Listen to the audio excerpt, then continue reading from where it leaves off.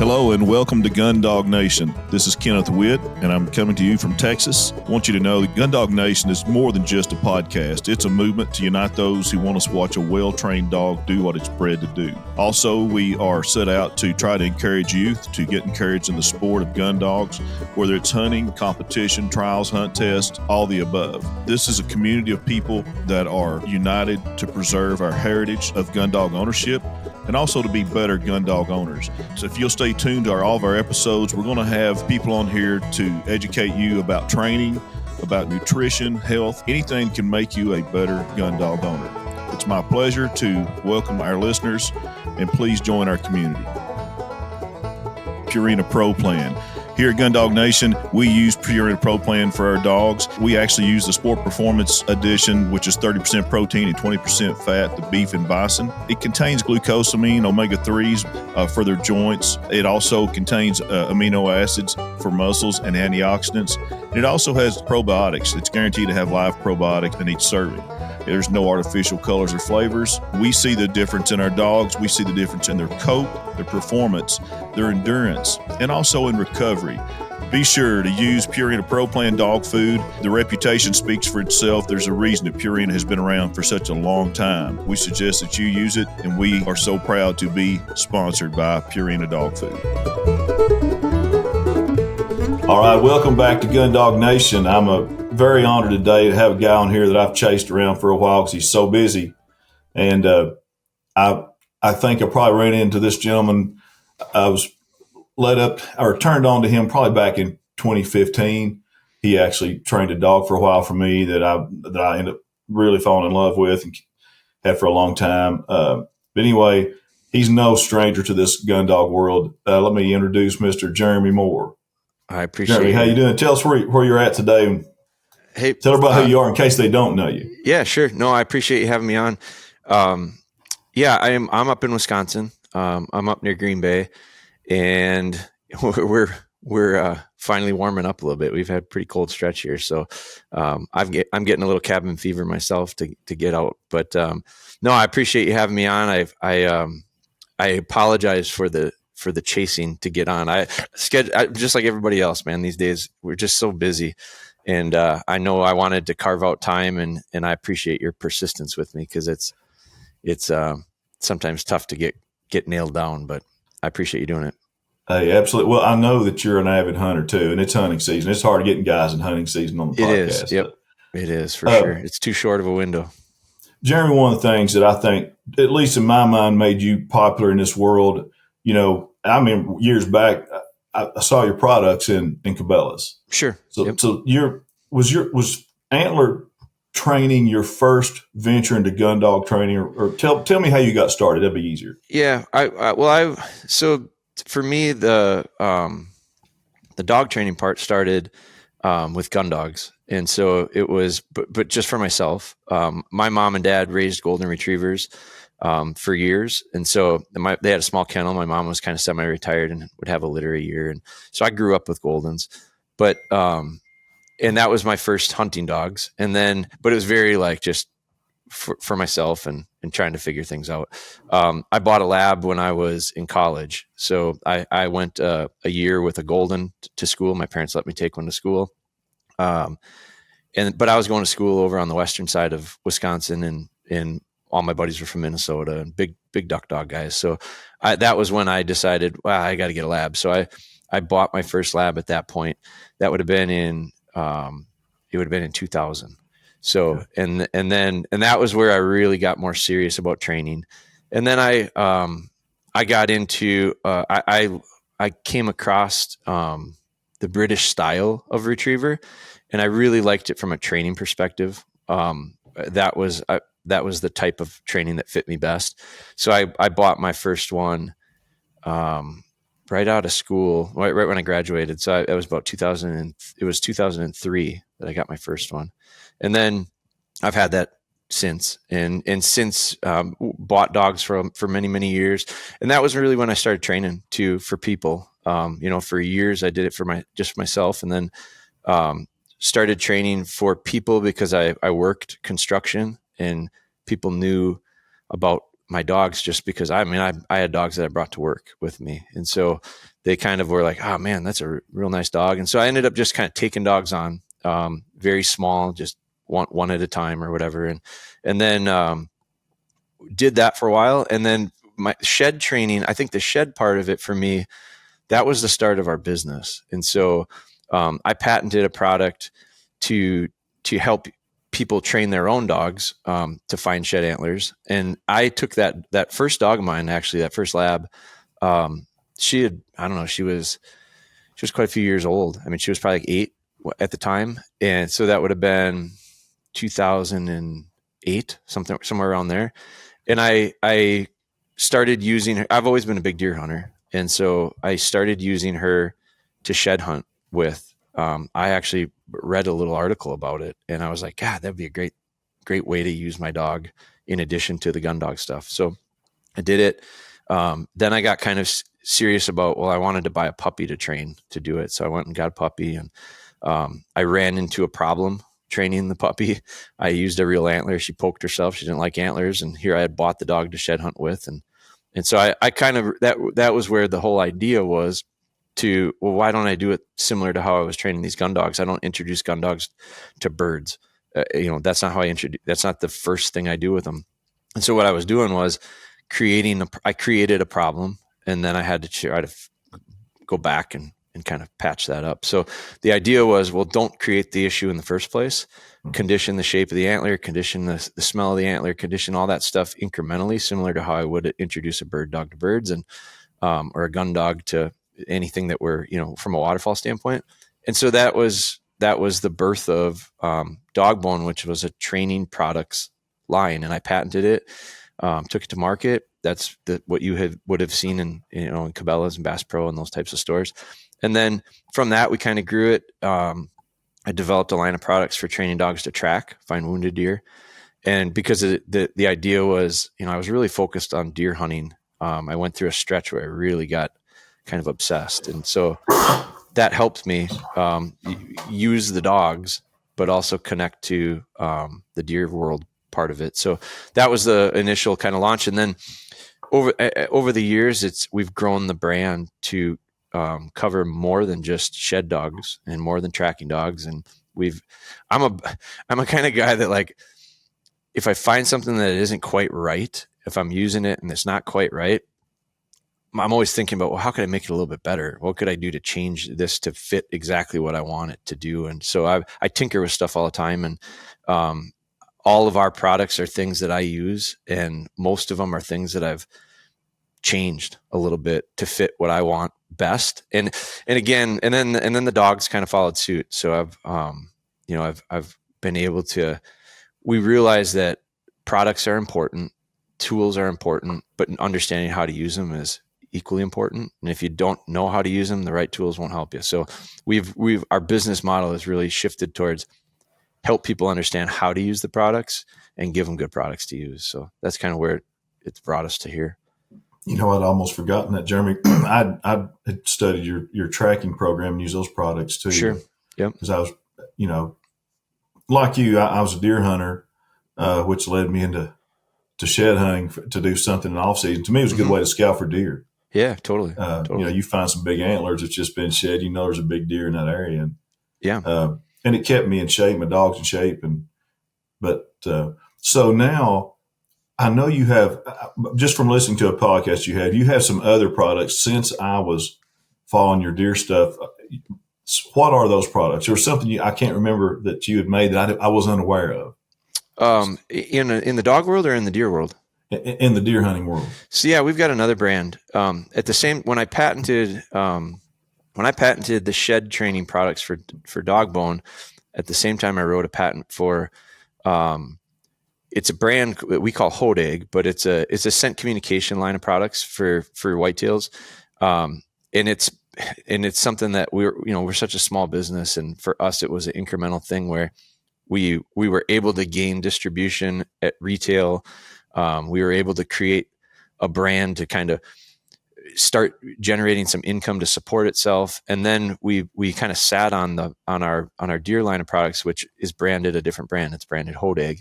And that is something that we took to market about 5 years ago now.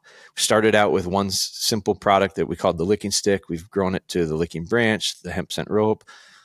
I make some scents. So it's a full, now we've got a couple of new products for 2025. So I'm a passionate guy in the outdoors, man. I love the outdoors. So, deer hunting was a big part of what started us with shed dogs and tracking dogs, and ultimately with our brand Hodag. And so that it's a very different, I mean, it's a different company. It's all under the same roof, but, for us as a business, it's a seasonal thing. So it's one of those things that, man, it'd be really tough to have a single product or a single line of products that sells in a 3-month window. It's just a challenge to do that. So for us, it works really well because our dog bone line it's more year round. I mean, it's a relatively perennial thing. And we, especially when you start talking about sheds are in the spring, our tracking stuff's in the fall, our gun dog stuff is in between.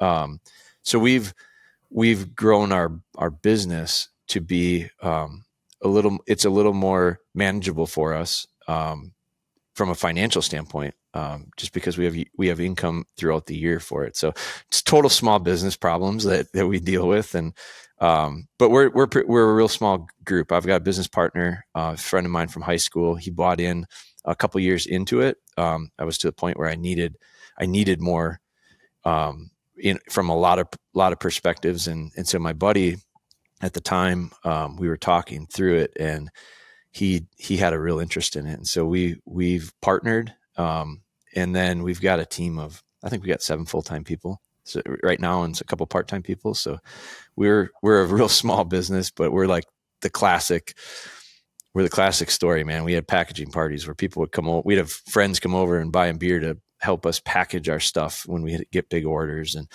thankfully we're not doing that anymore, but, we're still we're made in America is real important to us. So like, it's something that as a business, we just we're not going to change our mind on that. That's something and quite honestly, we've struggled with it for a few years, but more recently, like, I think it's a huge advantage for us, because I do think it matters to some people, and I think it really matters to people in our space. So that's something that, we're a pretty classic small business story. Well, have you seen, since I started following you and stuff with the shed hunting and kind of gotten away from that, I did it for a while, but someone reached out to me from listening to a podcast about, shed competitions and stuff now. So it seems to me, that's what I'd like your, thoughts on, but it seems to me that the sport has really grown. Is that the case? Yeah, I think so. I mean, I think it's become, understood a little bit. And I think there's 2 different parts to that. Like shed hunting, I know guys who've shed hunted forever, it's a thing that makes, it's enjoyable. It's something that's fun, but for like real serious deer hunters, deer hunting itself has evolved in over time, and getting sheds, picking up sheds off specific deer, like that's a real that's a tool thing. Like, and we've killed a lot of bucks over the years that we have sheds off of multiple years, and it's from a hunter standpoint, there's a lot of benefit to understanding that deer to that level. But it's also become shed hunting has become somewhat of a financial, somewhat of a lucrative thing financially, because the old days, it was all getting shipped overseas. I mean, all the antlers in North America, or the huge percentage of them, were going overseas. Then they kind of went through a phase where there was a craft need for them. There was a furniture market for them. There's these different markets that developed. And then it became a dog chew thing, and so for the last 10 to 15 years that I've been involved with it, I've seen major shifts that way where, I mean, it's not new anymore, but there's still a large number of people that make a living, ultimately creating antler chews for dogs, because it's a natural thing. And there are some benefits to it. I think I don't use chews. So like me personally, I don't give my dog stuff to chew on. I feel like that's a habitual thing, and I don't want to form that habit. The last thing I want is a shed dog thinking they should lay down and chew on an antler. So it doesn't make sense for me, but there's a lot of people, you go into the city and you a lot of people that give their dogs antlers. And I think it's a better alternative to some of the other things that are out there too. So, But yeah, so it's been a shifting thing. I have a high fence hunting ranch here in Texas, and got access to and all that stuff. So I have lots of sheds, and of course, there's other ranches much larger than me, and it's a business. I think there's Sure. guys that come Yeah. around and buy the weight, Yep. and I guess I'm sure it's for that reason. Yeah, totally. The poundage, and so that it's literally come down to that. So there's that part of the popularity of sheds, but the idea of with dogs, I think is, we'll turn anything into a game here in the States. I think we'll turn anything into a competition. I think I'm not into that. Like, I'm not that, to me, I've seen it, and I do think it has helped grow popularity. I think it's grown a culture, a following. And so I'm definitely not against that, because I'm for folks doing stuff with their dogs. I think the more you do with your dog, the better. The better the relationships are formed, the stronger they're built. And so I'm definitely not against it. I don't know that it's so realistic. I think sometimes when it comes to competitions with dogs, I question the big picture of it, because I go, is it, if depending on what the intentions are, I guess. So to me, the idea of like shed hunting with my dog is not the idea of going through like a course in a minute or 2 minutes or 3 minutes or whatever and picking up a bunch of antlers as fast as you can. It's kind of like golfing. Like, I like golfing, so I don't want to do it as fast as I can to hurry up and get done. Like, I like taking my time. When I shed hunt, I don't have the desire to do it in a way that I can pick them up faster than you can pick them up on a set course or anything like that. So I think sometimes people think that's what a shed dog is. Not, and it is, I guess, when it comes to that. But for me, it's more of a, it would be, I guess it could be similar to the difference in some of the field trials with bird dogs too.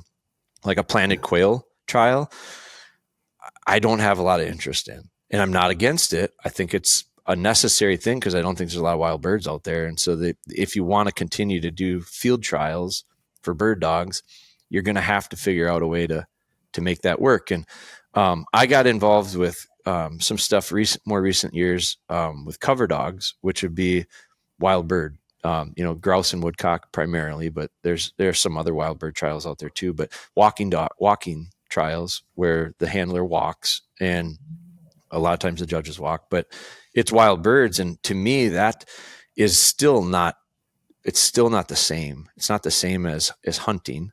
And I'm a hunter by nature. So like, that's where my focus always is going to be when it comes to developing a dog. But those trials are the closest thing I've found to the real thing. And so, if you look at a planted quail trial, man, that is not the same. There is something about the ability to find and handle wild birds that in my opinion, a bird dog has to have. Now, again, this is all opinion, and so it's what you're looking for. But that's where I see the shed dog stuff a little bit.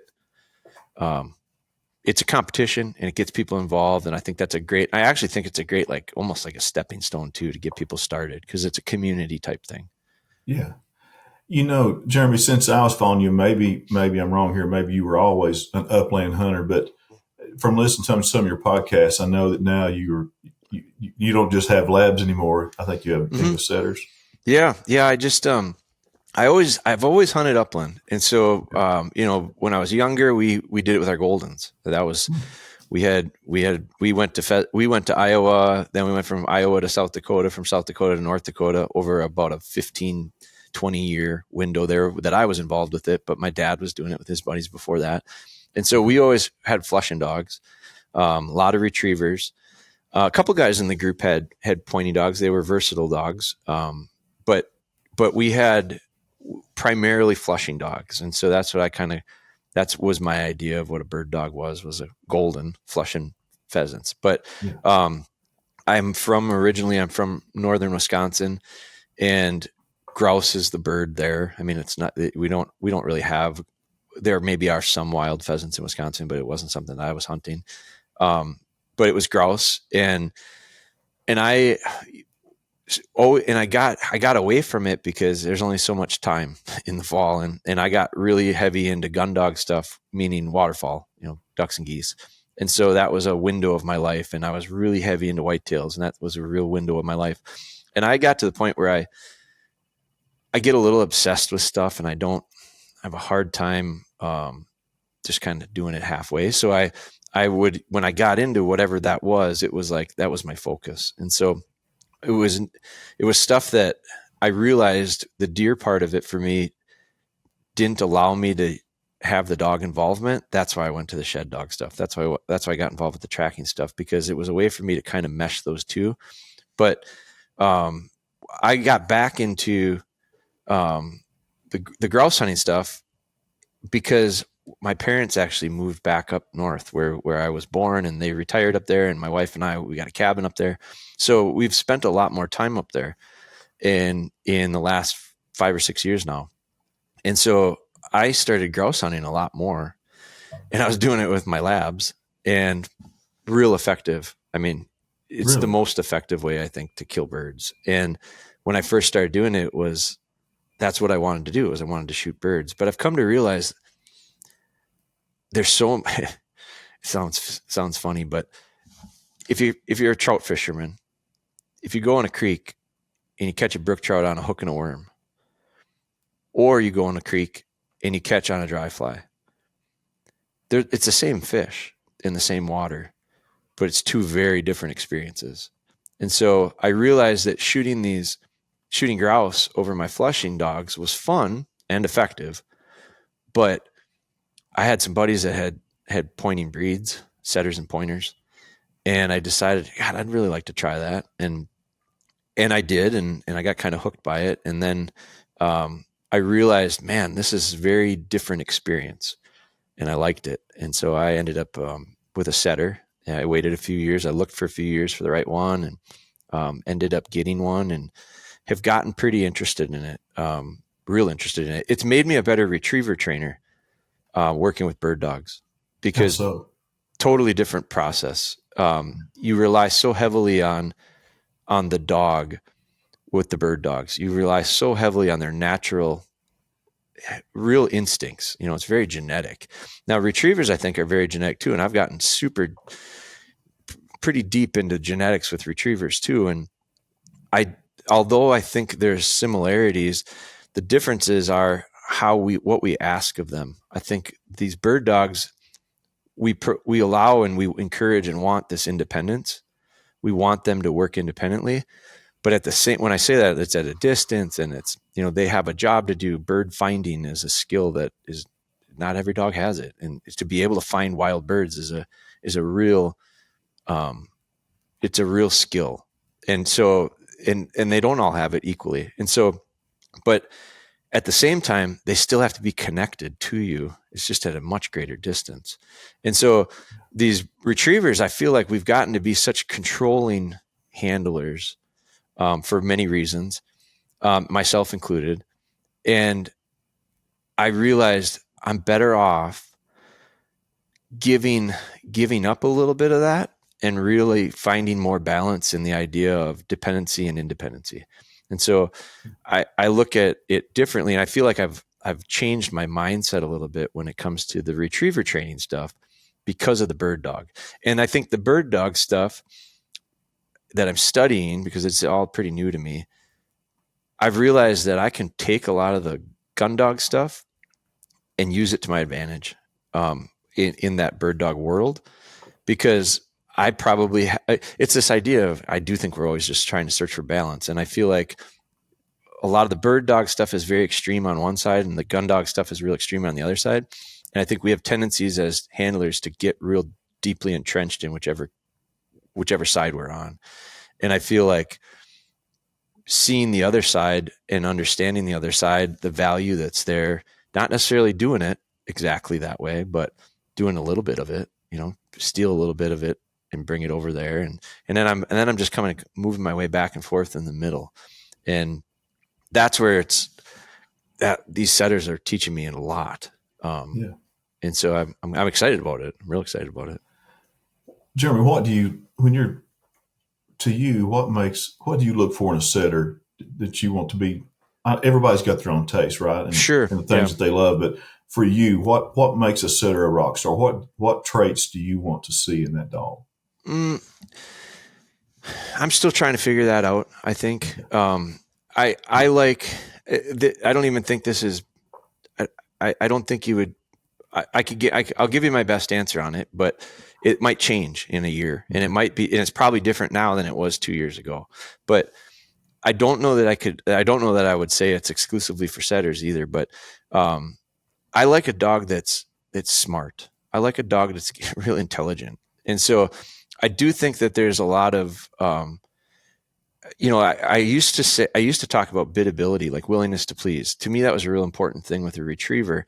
I think it's important with a setter or any bird dog. When I say bird dog, I mean like pointing breed, and not to hurt anyone's feelings, but I really think that the real true bird dog, like in its truest sense, is probably a pointer and a setter. And so there are other great breeds out there, but I think those two are the ones that kind of come. Oh, I'm always referring to. So when I say a bird dog, I think that biddability, that willingness to please and do something right for you, is just as important. It's just in a different way. They do it in a different way, and so and the scale is a lot of the difference. Like just in proximity, like bird dogs do. I feel super connected to my bird dog when they're at 200 yards, Wow. and you can't see them. And when I say 200 yards, I mean 200 yards in the woods, which hell, you can't see 50 in the woods. Yeah. So to have this faith in them and trust in them is a really, really important thing. But it's no different than with my retrievers. Some people struggle to have their retrievers at 30 yards. Like, oh my God, they're out there and they lose. Distance creates the distance erodes control a lot of times. And I think that makes people panic. They have a hard time letting go. And I think that is something that is like a major point where you have to develop this faith in belief in what you've done with the dog and what the dog has in it. And so back to your question, like I think the idea of biddability is important, but it's probably different. I think the brain is so important because the brain allows them to focus and it allows them to learn. And a lot of it is not taught by me. That's the beauty of this. I'm more with a bird dog. I think the role should be more allow the dog to develop, put the dog into situations that allows it to develop naturally, which is really nice. It's really interesting. It's really neat, but it's hard to do for people that are controlling. It's hard to do for retriever people. Yeah, I could see that. So for me, I like that dog that has that brain that can stay kind of composed, can kind of work through, because there's a lot of stuff gets exciting, a lot of things. So to be able to, I think that's a sign of intelligence. I also think it's a sign of intelligence for dogs to be able to pick up on stuff quickly. That's any breed. Like show them something a few times in a way that allows them to learn something and they get it. Instead of like banging your head against the wall to try to get this thing to stick in there from a asking them to do something and then watching them execute on it. So that is that intelligence part. The things that I really like about a bird dog is their ability to find birds. I mean, if you can't find birds, because I like a dog that'll handle them too. I don't want to be the one to teach you how to handle a bird. I hope that's in you. I hope I can put you in a position to let it come out. But I always think about it like the chicken and the egg. Like if a dog can handle a bird really well, keep it on the ground, but they can't find them, it really doesn't matter how well they handle them. So, and I know it sounds so simple, but not every dog gets themselves into birds all the time. And it stands out when you watch a lot of different dogs. I've been really lucky. I've been able to be a part of, this is where those cover dog trials have really helped me. I've been able to see a lot of dogs over the last few years, a real short window of time. So I'm really just kind of starting to make a little sense. But you notice certain dogs, they always find them. And then there's certain dogs that don't. And the tricky part about it is sorting through that, because in the trial world, they gotta look good doing it too. They can't just find them and handle them. They gotta look a certain way doing it. So like, you're just making these trial dogs that are doing well consistently. That's the key, is consistently, because any dog could win any day. There's a lot of luck involved. There's a lot. You got to have a bird and all. There's just tons of variables that are lucky, which I kind of like. It's very subjective, the judging on it, but some people don't like that. I do, but I feel like the dogs that do it well consistently, and they look good, and they have the right conformation, and they move the right way. Like I want the dog to look nice when it's moving, but that's aesthetics, but it's also like, it makes them hold up. It's easier on their body. They don't get beat up in the woods. They're not pounding on their fronts. If they run well, if they run smooth, and they have, there's different terminology for it, the application and all the stuff that they have. If they have all that stuff, it actually is like really beneficial to them, because they'll last. They can run for days. They've got heat. They are efficient in how they do things and how they move, and that allows them to be a little bit more heat tolerant, perhaps. And so it's all these things. And it's like, man, you start getting into that, it's like, it's more than just it's a nice dog. But at the same time, what do I look for? I like all that shit, and it's just a lot of stuff. But like I said, I'm just starting to learn it. I'm just starting to learn about it. Hello, this is Kenneth Witt, and Gundog Nation is proud to have one of their sponsors as Retriever Training Supply, based in Alabama. Retriever Training Supply offers fast shipping on quality gear. Your dog will love it. Visit retrievertrainingsupply.com to purchase gear to help you train your retriever. Listen, they have some of the best leashes I've ever found. It's stuff's made in America. Their leashes are, and they source them locally. They have anything you want, fast, friendly service, fast shipping, just good people. Retriever Training Supply. Jeremy, what you've seen so far, you've had a lot of experience with retrievers, Goldens and Labs. Do you see a big intelligence difference in the setters versus the Labs, as a general rule? No, they're both. There's dogs are. I don't even think it's. I don't even think it's just those breed comparisons. Like, we do workshops where people will bring dogs to us, and over the years, it's become a real mishmash of dogs. I mean, a lot of versatile dogs come to our workshops just because they're popular. A lot of GSPs, a lot of wire-haired this and German that, and so those dogs. I've got one. I just got one here. I've got a little GSP that came here at midnight last night. A friend sent it here. I'm gonna keep it for a little bit, but I see the intelligence part of it. A lot of dogs are really smart. I mean, a lot of them. And I think that's one thing that people use almost as a little bit of a crutch to say, my dog's just not that smart. It's almost making up for their shortfalls as a handler. They're usually pretty damn sharp. Some are sharper than others. Like, and I probably look at it on a more acute comparison. Like, I've got litter mates.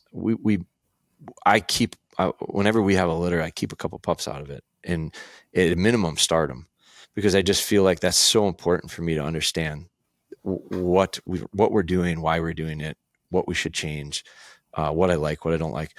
And so I've got a one that's he's 10 months old right now. Bo is his name, yellow dog, beautiful dog, one of my favorite litters I've ever bred. And Are they setters or retrievers? Retrievers, Labs. Okay. So I had him and his brother. I mean, we whelped the litter, so we had them all here, and I really picked them apart, until they went home, and then I kept a couple. And even in the two brothers, like, they're so close, they're so similar. There's so many traits that are. It's a very consistency is like, when it comes to breeding things, for me, consistency is right up on the top as far as what I'm trying to get, because I think that is something that I'm after.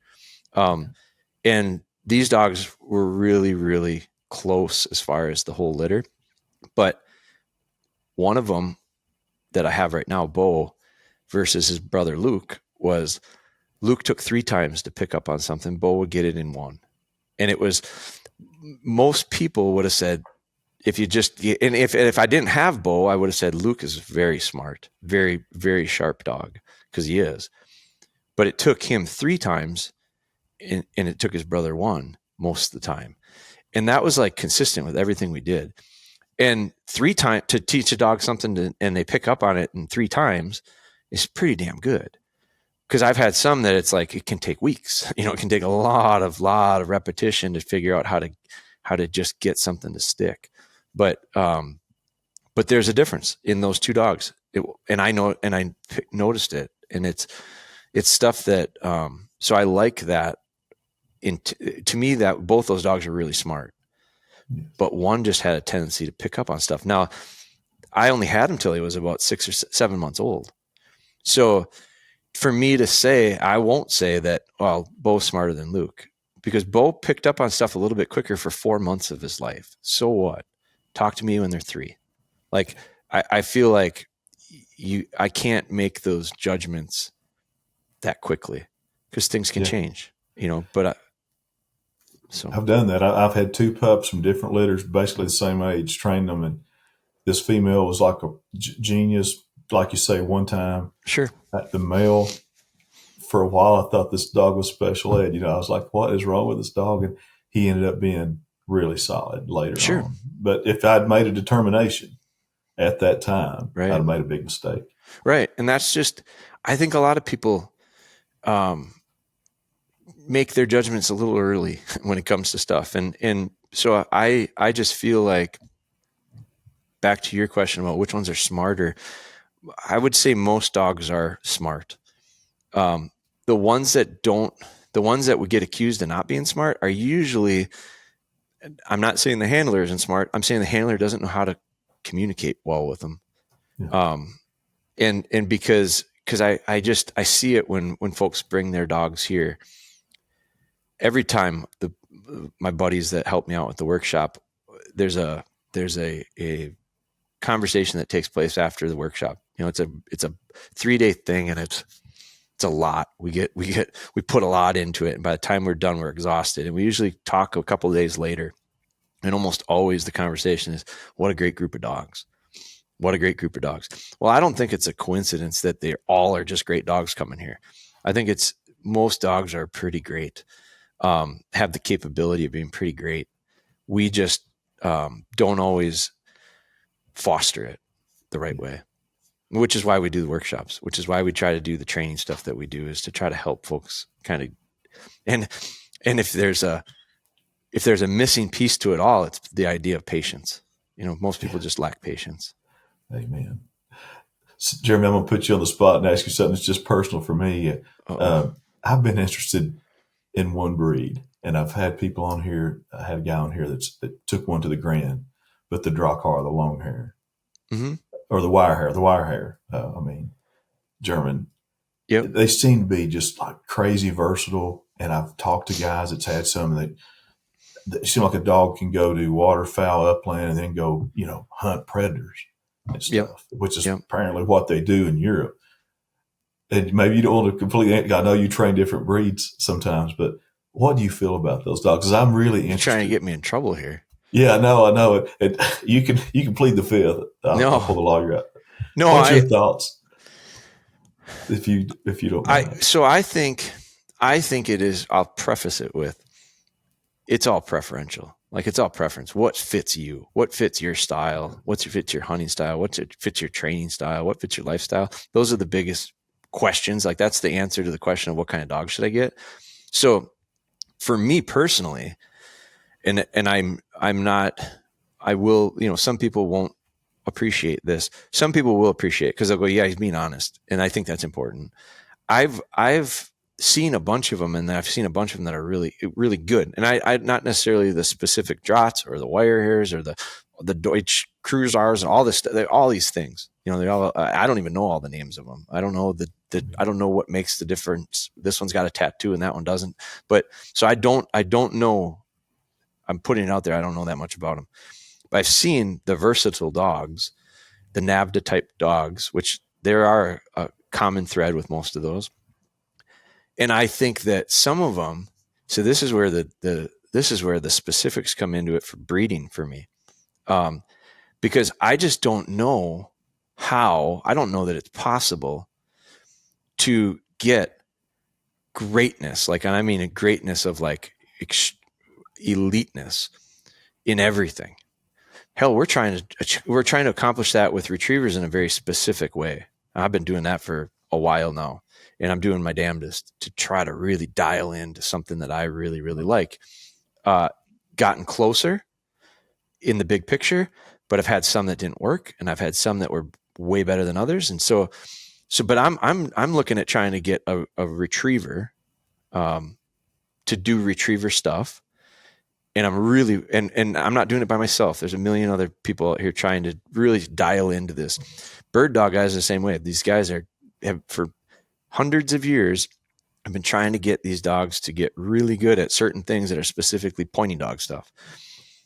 To think that we can get them to do it all at a super, super high level, I don't know how the hell you could do it. So what I think is it goes back to the genetics part of it. And I feel like I have seen some that have very high level tracking abilities. They're back to that predator thing, like I've seen some that are, take them coon hunting because you won't ever have to shoot a coon. They'll catch them and kill them. Like they're absolute predators. And they're fearless, and they're tougher than nails. And so they're bred that way. At the same time, I don't see some of those. Let's just no specific dogs, but it's rare that I would see that dog become this elite questing upland dog that holds point, locates birds and holds point. I've seen some of those that are point. I hunted. There's a GSP that I've seen win cover dog trials, running against pointers and setters, and he won. And I watched it. I mean, he was the winner at multiple times. I've seen it. Dog was an incredible bird dog, found birds, handled birds, just really, really nice dog, had great range for cover dog stuff, fit the bill. Just, that was it. That one had really had some strengths in certain areas, but I don't know that it is going to win the duck search.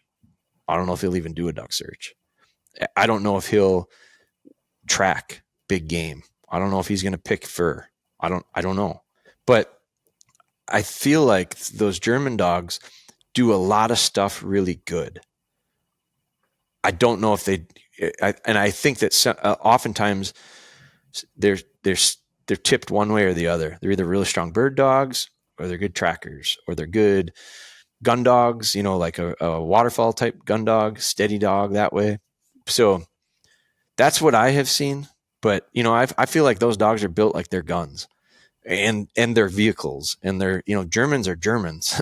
And I'm totally into ancestry stuff. I think that it goes back to pedigrees and genetics. I think that stuff is really fascinating. And I feel like the German dog was built to fit in the German culture, and the German culture is a German culture. And you go over there and there's no mistaking it.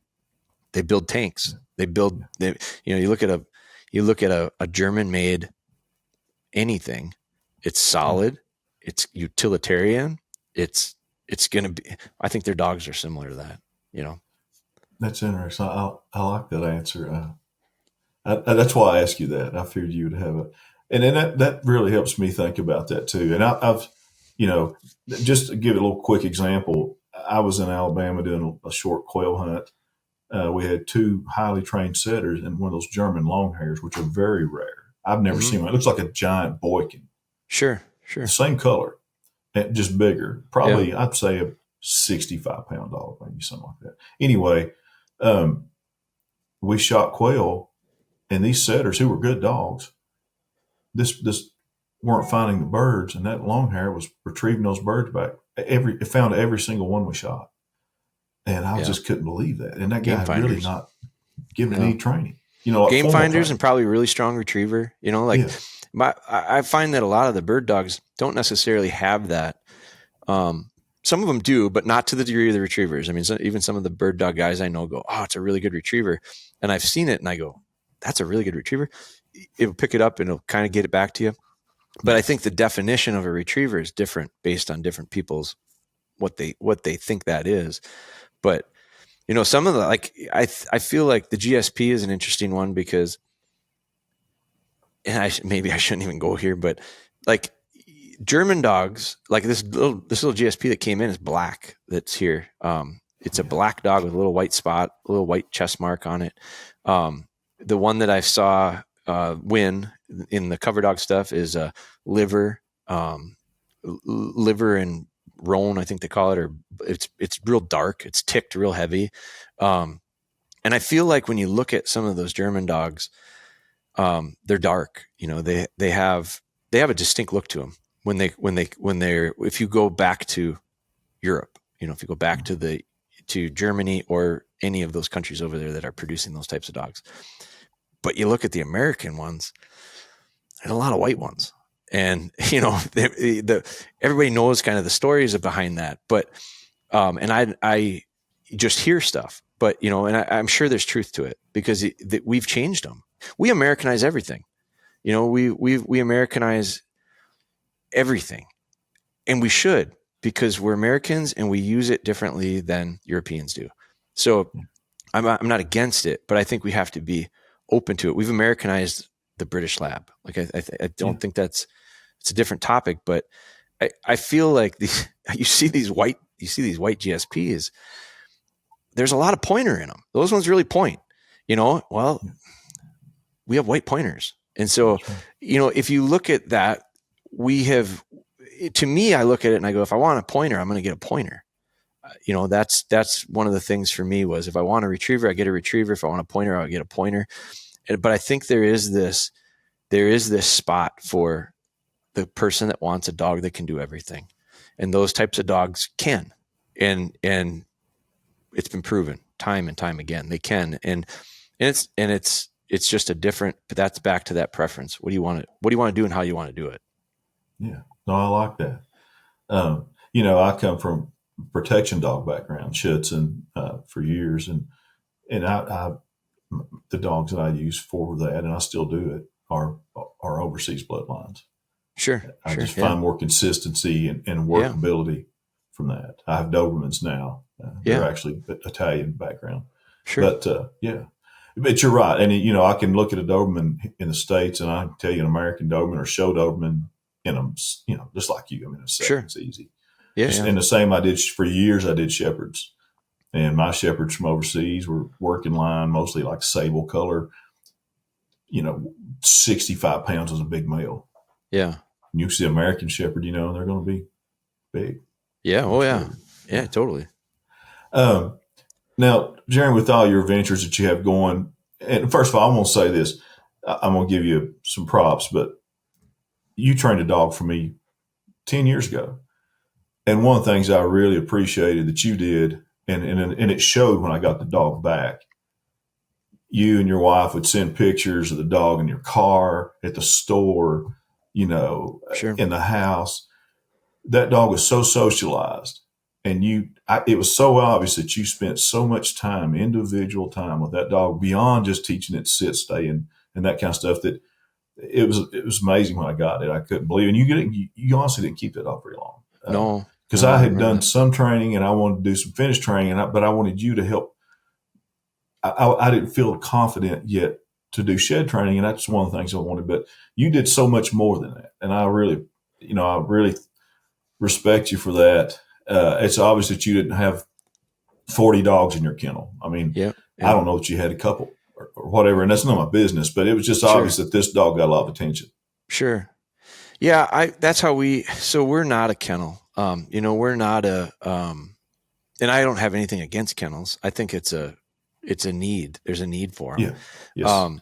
But when we train a dog here for someone, I always say, I won't sell a dog that I wouldn't keep myself. So like, to me, that's hard to do. And those are out of that. And I'm talking out of dogs that we've bred. So I used to do business with other folks and get puppies from them. did it for many, many years, Mhm. came to find that as I got further and further along, I realized more and more what I liked and what I wanted. And I came to a realization that the most consistent way for me to get that was to get it myself or produce it myself. And it took a long, long time just to get the relationships that I needed in place and the comfort level I needed, and just understand it to a degree where I felt like it was something that we could probably do. So when we would train, and you had sent the dog to me, so that was, and I've done that before. I've done it before, and I'm doing it right now with this little GSP that's coming in. But our company, our business doesn't depend on training, and it doesn't depend on selling dogs. And that's the beauty of it, because it allows me to raise them just like I would our own. And that's where I have found the most success. I had an interesting story, or interesting conversation. I write for Gundog magazine. Yes, sir. So I've had, I think 6 years, this will be, that I've done a column for him. I have a column in each issue or whatever. And it's, I wrote an article. I wrote one last year, and it was about professional trainers, pros and cons of going to a pro or doing it as an amateur. And I think I had a conversation with this buddy of mine. He's actually the guy that owns the GSP that won in those cover dog trials. Or he doesn't own it, he handles it. But anyway, we trained together, and we went out and ran dogs on the prairie this last late summer. And we got done, and we're sitting at the tailgate and talking dogs. And I'm actually going to do a podcast with him, because he's an incredible, very good trainer, but he's just a really interesting guy. And we started talking, and he had this young dog, and I said, boy, tell me about what you've done here with this. It was a setter. And so he starts telling me how he did what he did. He had a dog that was getting to the point where he's almost steadying up on birds, pretty young, wild birds. And I asked him, I said, is that how you do it with all your dogs? Because he's a professional trainer. He trains, I don't know, he's got 10, 15, 20 client dogs a day that he's working. He works for a large kennel. And I said, that's not how you're doing it. Because he wasn't even using a collar. And I don't use a collar. And so I was like, God damn, I can't believe it. He goes, yeah, well, it's the best way to, I asked him why. I said, why are you doing it? Why did you do it that way? That's not how you do it with your clients' dogs. He said, no, I can't do it with my clients' dogs this way. I said, why not? He said, I don't have time. This is my dog. I have all the time in the world. And so I said, you're telling me you train. So I wrote about this in the article of a very good professional trainer was very honest and said, I train dogs differently depending on the circumstances. And this, because it's my dog, I have the time to do it this way. And the reason I'm doing it this way is because I think it's the best way to get the most out of this pup. He's not against using the collar. He uses the collar. He's not against using the collar on his own dogs. He just feels like that dog, the best way to get the furthest in the long run with the dog is to do it that way. And I thought, that's the stuff you don't hear that much about. You don't hear many people say that.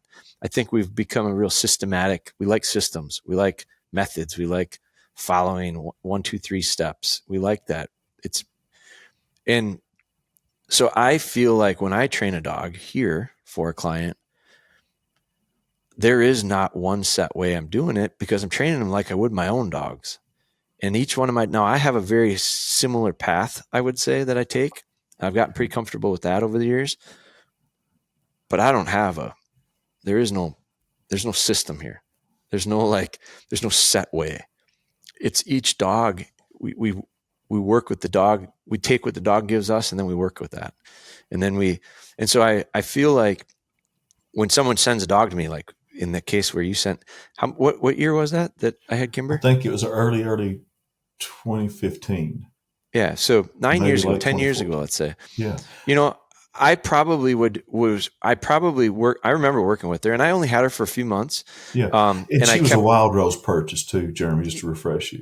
Yeah. And I took her in a window there. Remember, Yes. I don't remember. I had other dogs. I had another dog coming in or something. I had a couple months there where I thought, that's right. That's exactly right. I forgot I could fit her in for a few months, but I was real upfront, and I can't keep her any longer. And when the time comes that I got to bring this other dog in, I'm going to do that. And so how I did it 10 years ago and how I do it today would be similar, but I doubt it would be the same. If it were a different dog, I know it would be different, And so that's how I feel like we can help people that are training their own dogs. Like the stuff I'm putting out there and trying to help folks with isn't necessarily the columns I write, the things I do for Gundog. They're not necessarily directed towards a professional trainer, because I just feel like if you're a professional trainer, you have a different situation than I have. And I think that most people can relate probably to what we're doing and how we're doing it, how I'm doing it with these dogs, probably a little bit better maybe. And that's where I feel like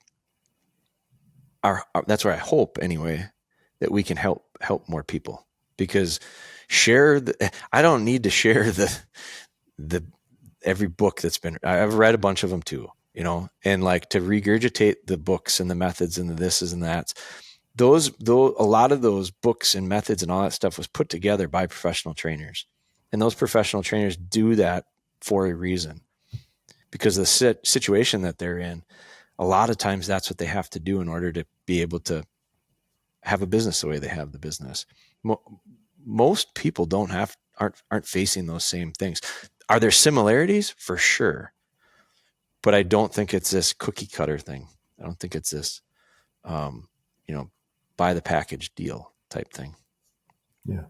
Yeah. I've learned that even if you go out with a plan from a cookie cutter plan, just my own experiences, that dog changes that plan and what you attack. Yeah. Flexibility. Attack's a bad word, but yeah. Yeah. Being flexible is so important.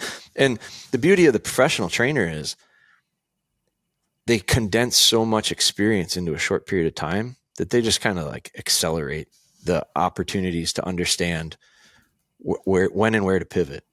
Where the person that only has a couple dogs, you can only get so much experience. And that's where there's a sweet spot there, I think, too. Yeah. Anyway, it is for me anyway. Yeah. Those guys that they've experienced with literally hundreds and maybe thousands of dogs and personalities and troubleshooting with those. And there's no substitute for that, obviously. Right. But no, that's interesting. So do you think that you'll ever, or have you ever bred litters of setters yet? Have you ever gotten into that? Well, it's funny you ask, Ken. So I lost my setter this last year. Oh man. So we had and I haven't even talked about, I don't think I've talked about it on any podcast yet. So, she had a blockage. She had a blockage. We went in for an emergency surgery and got out of the surgery. And then we ended up losing her a couple of days later. And so she was my first, and she was going to turn 3 in November. She's kind of right where we were hoping to have her. And from a training standpoint, hunting standpoint, just phenomenal little dog. Documented that dog more than any dog I've ever documented. So I'm grateful for that. But I've met a lot of great people because of her. And so one of my buddies that I met because of it, he's from Minnesota. He has a little girl. He has a little female. Her name's Mama, and she's out of a real interesting breeding. Goes back to some of the stuff that I know kind of well. It's what my Makina's breedings were. It's out of a kennel, Northwoods Bird Dogs, Jerry Coulter and Betsy Danielson. They've become very good friends, and they're a real wealth of knowledge. I've learned a lot from them. Learned a lot from a lot of folks in that world, and in a short period of time. But anyway, so I got this. Josh called me. My buddy called me, and he said, "Hey, would you be interested in Mama?" And I thought, no, she's a really nice little dog. Reminds me of Makina in a lot of ways. Fancy little dog, carries herself very similar. She's a exciting little dog to watch. But and he trials with her. She's qualified. He qualified her as a shooting dog, and so I said, Josh, no, you don't. I don't think you want to sell Mama. He goes, no, I'm thinking about it. So a friend of this mutual friend of ours, Jerry Coulter, he had talked to Josh about it and really liked some of the things that Mama has. So Josh was going to breed to Mama. And I was going to get a puppy out of it. This is before I lost Makina. And so I was kind of going to get a pup out of her. And so it ended up, Josh is also a real busy guy. He's got a lot of dogs and he's crazy. He just runs bird dogs all year long. He's in Arizona right now. He's in the prairie in the summer. He's in the woods all fall. I really am envious of his lifestyle, but he said to me, God, I just don't know that I'm ready to have a litter of puppies. I don't know that I'm comfortable with it. I feel like you need a dog right now, and this would be maybe a really good fit. And so what we ended up doing is we partnered. So he has part of her. I have part of her. She's going to live with us. She's here now. I've had her for a little over a month now, about 2 months, I guess. And she came into season, and we bred her back to a dog. And so I'll find out in about a week if she's pregnant, but she'll be due this spring. She would be due in early March. And so this would be the first litter. I don't know that I would call it a litter that I bred. I'm merely executing the litter. I'm having the puppies. It's not my development. It's not my breedings. It's a really great way for me to fast track into being forced to understand it a little bit deeper. I mean, I study pedigree. I've studied pedigrees. I study all this stuff, but I also realize, and part of our decision making with her was the genetics, but it's the dogs. And so I think you can study the pedigrees all you want. That's what I found with my labs too. Like, you have to have an understanding of that, and that has to come into play with your decision making, but it also is the dog. Best on paper doesn't mean the best to breed to. It's just so much about the dog itself. And so the sire that we used is a friend of mine's dog. It's actually Makina's uncle. But it comes from this line that it's been bred 3 times. There's 7 offspring that have produced really well. So there's all these things that I got to go through because of other people that understood that line better than I do. And I got to just talk with them all. And I've gotten to be comfortable with them all to ask them the hard questions and have them give me the hard answers. And so now I kind of was the matchmaker and now we're going to have a litter of puppies this spring that I'm real excited about. And to me, it's a way to dip my toe in it a little bit, but also have the mentoring that I need in order to do it in a way that I think is the right way to do it. Very nice. What color is your female? What color is Mama? Mama, she's white. She's white and orange, mostly white, little orange ticking, a little bit of an orange mask. But she's real heavy white.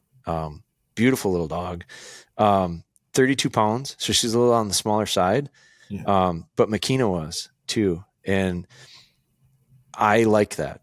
Some folks I talk to, you need a little bit bigger, stronger dog. She's very strong. She's built right. She's built right in that Makina was a 32 to 36 pounds, depending on the time of the year, but she was a little taller and a little longer. This dog's a little shorter from nose to tail, a little shorter to her shoulders, but she's wide and thick and built really well, but she moves really well. She moves really efficiently. She doesn't beat herself up. She floats, she slices through the woods, she glides, she doesn't crash. And I like that. Because she's more of a Western dog, really. Her breeding is more Western, comes from Utah, but, made for a different, out there, they're built a little different. They run chucker ground and all this. I don't hunt that stuff, but I like a dog that's capable of it. And I like a dog that not all of those dogs do I think come back into the woods and run right, and maybe run at the right how they apply themselves in the woods is different than how they do on the prairie or in the mountains. But this one seems to have that, and I like that. Very nice. Jeremy, I could probably have a whole nother series with you on here just in your training knowledge alone. You could break that down into puppy training and all kinds of stuff. Sure. But and who knows, when you get time, I'd love to get you on here for some stuff like that too. Yeah. But I figured this first time I just wanted to catch up with you and see where you're at today as compared to 10 years ago. Yeah. But I appreciate it, man. I'm so glad you're doing well. You're the same guy every time I've ever talked to you on the phone or Sure. listened to you on podcasts, and having you here today. But anyway, I don't know. I want to touch on one topic before Sure. I go, and I just like, because of your experience, and I always like to ask some of my guests this: what's your and if you don't have to tell me if you don't want to, but what do you feed and why, and what do you do anything else to supplement that? Yeah, so feed wise, I switched a couple of years ago, and I have them all. I have all of the dogs right now on Eukanuba. I've been really happy with it. I did it. I actually did it to start out with because of Makina. I had a dog that she just didn't eat real well. She was a little bit of a picky eater. And so I searched for something she'd eat well. I ended up going to like a 30-20 mix with her on this Eukanuba Pro. It's a sport Performance. Performance Pro, or I don't even know the name, to be honest with you, but it's the 30-20. Yeah. And they also have a 26-16, and then they have a Puppy Pro. And what I found was I'm a little bit nerdy that way too, where I dig into that kind of stuff. And to me, I think there's value in understanding the vet part of it, but I'm not a vet, so I don't know that stuff kind of goes over my head. It's always based on performance, how the dog does on it.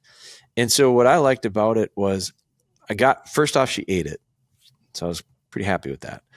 Then I got where I was mixing it. I was actually kind of making my own little mixes where I used that puppy. She liked the puppy, and the puppy was, I think, a 28-18, something like that. And so I was, depending on the time of year, I was mixing it or switching it, to be honest. And my labs can't, 30-20 is way too hot for them.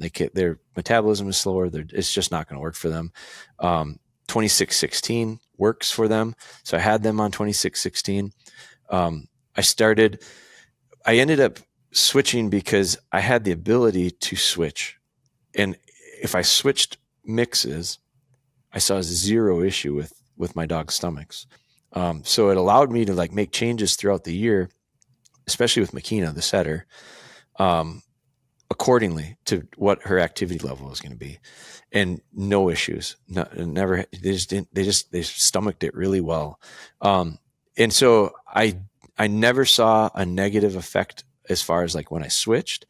I don't know that I would say it was major improvements, because I was on a pretty good feed too. I was feeding American Natural Premium, and I fed that for probably 8 or 9 years prior to. But this seemed to work equal to or better, and it gave me way more flexibility. And so that's when I started switching them all to it. I do use fish oil. We actually have we were approached by a company a few years back, and I really believe that there's good dog food out there, and I think that's important. But I think that simple stuff, the easiest thing to do is a good fish oil. We have a wild Alaskan fish oil. It's a certified third-party tested oil. There's a lot of kind of stuff out there on that too, but ours is a real high quality, and we sell it in a little bit bigger bottle. So we don't do the small bottles. We do 32-ounce bottles, which gives us a little bit of a ability to give a better price point. So that's why we're targeting a sporting dog person. We're not targeting the smaller dogs, pet dog type stuff. So I do use a fish oil once a day on all my dogs. And I do give a supplement to my older dogs. It's something that we worked with the same company with. We call it Krilligen, but it's very simple. It's 2 ingredients basically. It's type 2 native collagen, and it's krill, and it's raw krill protein. It's not krill oil. And so the krill is sourced in Norway. There's a company over there that it's a family actually that fishes for them. That's them. And then they've patented this process to remove the shells. So the shells have fluoride in it, and they've got this patented process to remove it and basically get you right down to the krill meat. That's what we use in ours. It's a chewable. It started out as a topper, like a powder topper. I didn't like it. I thought it was inconvenient. I didn't like topping food. And so we put it into a little chewable. The type 2 native collagen is something that I don't give it to my young dogs. I don't give this to my young dogs. I let them skeletally develop. I want them to be mature. So I don't want to mess with that with the young dogs. But I had this old dog of mine. She's 12. She's going to be 12 this year. She'll be 12 in August. I put her on it when she was 8. And we saw some pretty significant improvements with her after about 3 or 4 days of pretty hard hunting, as far as mobility goes. Now, it's the collagen really is an anti-inflammatory. It fights inflammation. The body produces collagen, like all of us. We all, every animal, we're all producing collagen. But at a certain point, you use more than you can create, and that's when aging happens. And so I first realized it. I'm 44 years old.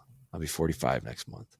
And in the last 5 years, I've realized some aches and pains that I just know that I know what it is. I'm getting older. And so inflammation has become something that I've had to deal with.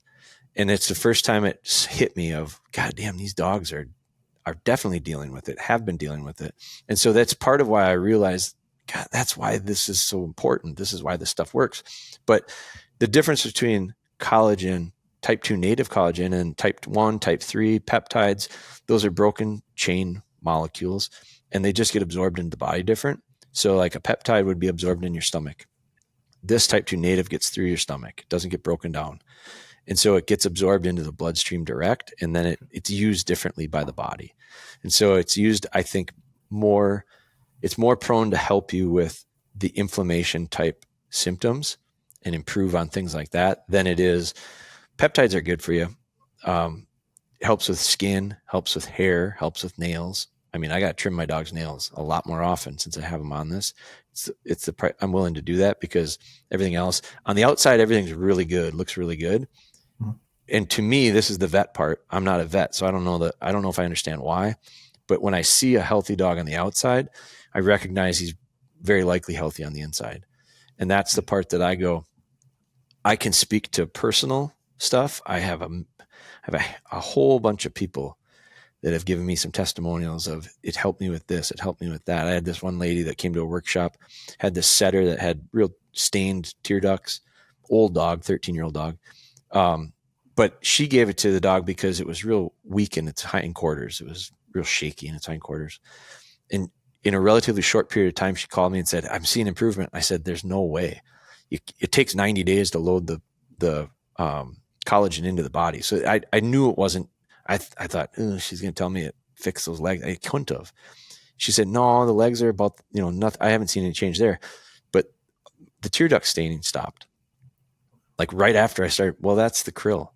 So the krill is like a super protein, and it helps with all sorts of stuff. I've had guys in the field trial world say their tails got better on their dogs. Tails got higher. Their tails were hanging down, and they felt like their tails got better. I had a buddy of mine that imported a dog and pregnant, had the puppies, and had a real hard time putting weight on her. And he put her on Krilligen, and she gained 6 pounds in about 2 months, which doesn't sound like a lot, but she was 44 pounds. So, so it was pretty significant. It works in different ways, but I do for different dogs, depending on, I think, what their needs are.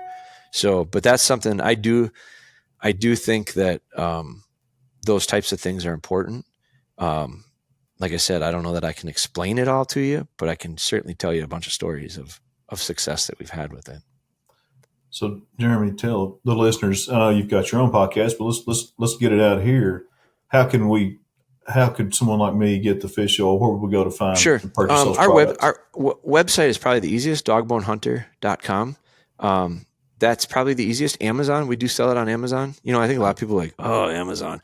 Man, Amazon's a really good thing for small businesses. I think a lot of people bag on it, but there's a lot of people like us that utilize it because it's just so easy for customers. But yeah, if you search out Dogbone, Dogbone Hunter will get you to the website. And then if you're on Amazon, I think you can just type in Dogbone fish oil, Dogbone Krill, and you'd be able to find it there. Yeah, I'm interested in that stuff myself. I'm all about dog nutrition. I've had actually a dog food company guy on here, and probably have some others, just to hear what they have to say, and nutritionists. Yeah, but no, I'm going to check that out too, Jeremy. I know you're extremely busy man, and you and I have so much kind of in common that we could talk for a long time. Totally. And I'd love to have you back on. Are you going to be at Pheasant Fest? I am thinking about it yet. I've got what's the date on it? It's March 7th and 8th, Kansas City Convention Center, Kansas City, Missouri. My setter is due on the 8th, and so I don't think that was I've got a bunch of. I look at the calendar and I go, man, there isn't a lot of open time here on this calendar. So, and with the litter, that is the part about having a litter is like you pretty much tie yourself down for a few months there. So, so it is unlikely that I would be there. I'd love to because I went last year, really enjoyed it. Would love to this year. I just don't know that I'll be there or not. Kind of depends. If you were to end up for some reason coming, I'm gonna have a booth down there, just kind of meet people. So yeah, absolutely. This is my first time too. Sure. No, it's a good show. It's a good show, and it's a good. There's a good cause for it. I think I enjoy the crowd. Like I go to a lot. I've done a lot of shows over the years. We don't do as many as we once did, but I feel like that crowd is a really good crowd because it's just a very relatable group. They're very bird dog, centric, and to me that is I can talk to people like that all day. I just really enjoy that group. I went in November to the IGL in England. Oh yeah, did you like it? And oh my gosh, everybody was. After the first day, they all kind of looked at me. A few of them who's this weird guy? He's not dressed like us. Yeah. By the second day, everybody's so nice to me. And everybody's nice to me. I'm not trying to say that. But, I mean, everybody was talking. And did you pack your tweed or did you have to pick some up when you were I didn't. I ended up the second day, and I did it out of necessity. I bought one of their English brands. It's called Fortis. Okay. And it looks kind of military grade raincoat. Overcoat, so then I kind of fit in, except I had this hat on. But sure. And then when I talk, of course, that gives it all away. But nice. I didn't get the tweed, and I didn't do the hat. Sure, I used my own. But no, it's fun times, and I got to see some great dogs. Even father of a pup that I have, and then a lot of the ancestors of dogs that I've got. Sure. So, yeah. Cool. But anyway, well, Jeremy, man, thank you so much. It's a privilege. I'll try to stay in touch as much as I can, and maybe, sometime down the road soon, not too far off, I'd like to get you on here again and we'll talk about other subjects. Yeah, keep me posted, man. I'd love to do it. So anytime. All right. Thank you very much. Yeah, you bet, buddy. Hello, this is Kenneth Witt with Gundog Nation. Many people quickly become frustrated and confused when training the retriever. Cornerstone Gundog Academy's online courses eliminate all the guesswork by giving you a proven training system that will help you train a dog that anyone will be proud to have in their blind. Learn where to start, what to do next, and what to do when problems arise. Visit cornerstonegundogacademy.com to learn how you can train your retriever. I have used this method myself.